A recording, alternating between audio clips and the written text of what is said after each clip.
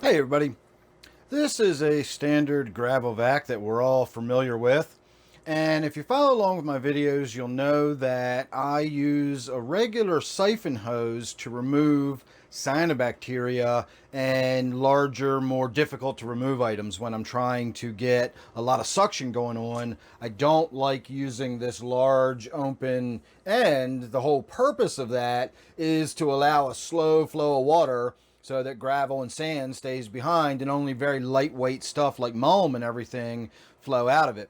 So what I usually do is I will use something around this size, and I can get in there and get a siphon going with that, and that tiny little hole in the end gives you a great deal of suction, and you can suck the cyanobacteria and snail shells if they're small enough, and all sorts of little stuff that's a little more force required. So the downside to this is you got to do it into a bucket, and then you got to carry the bucket out of the room, and if you're not careful you can overflow the bucket. And so I was thinking about a way that I could use this to accomplish this, and I actually found a way that was really easy. The first thing you do is you take that off. I don't know if you knew that or not, but that pops right out.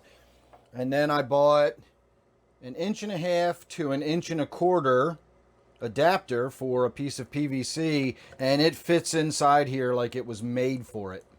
I then bought an 1.5 inch cap for the PVC that goes right over the end of that. I drilled a hole in the end of it, stuck a little piece of that in there, and we now have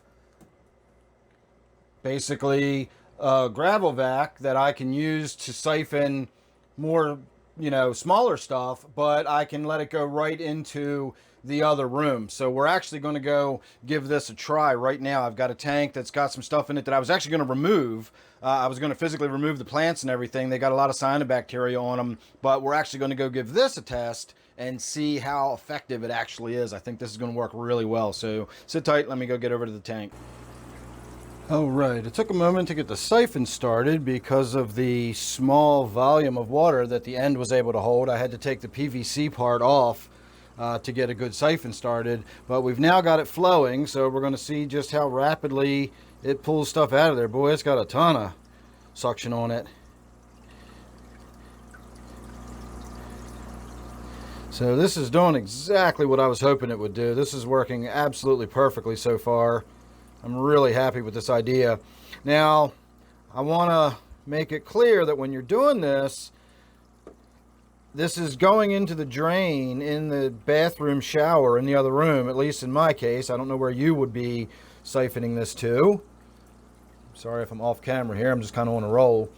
But all of this big lumps of cyanobacteria and stuff are going to go into that shower stall and will ultimately clog up the drain. I've had that happen before, and I caught it as it was starting to overflow. That whole sort of 2-inch deep shower stall basin actually filled up with water because the drain clogged up because of all of the cyanobacteria that was being drawn through there, and all the mulch and everything actually clogged the drain and overflowed my shower. So be mindful of that if you're gonna try to do it this way and use this type technique.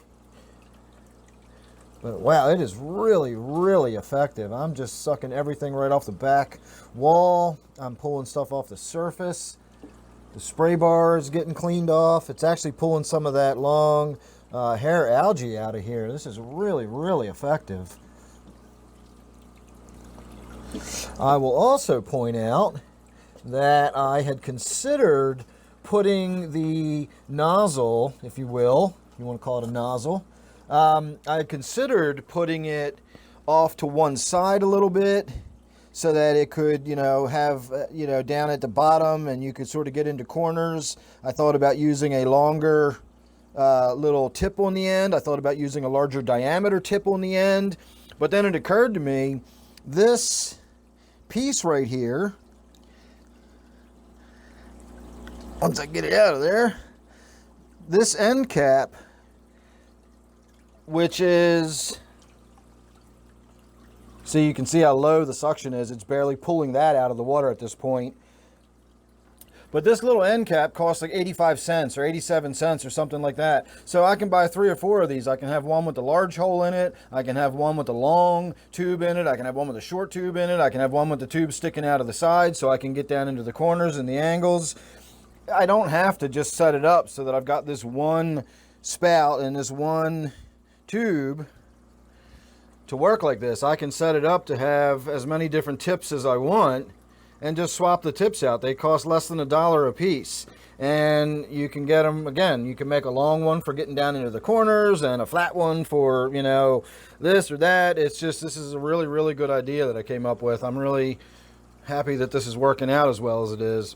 So there you go. That was all this is really going to be about. I'm not really getting in here and doing the work on this tank like this just yet. I am going to get in here and do some work on the tank, but I'm going to actually remove a lot of these plants altogether and then have to get in there and clean again once I'm done. I just wanted to do a demonstration of whether or not this idea worked, and I'm so happy with it. I'm still using it.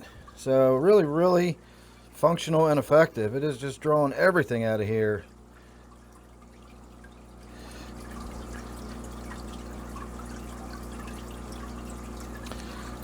So all right, everybody, there you go. Thanks for watching. Hope you enjoyed. I'll see you real soon in the next one.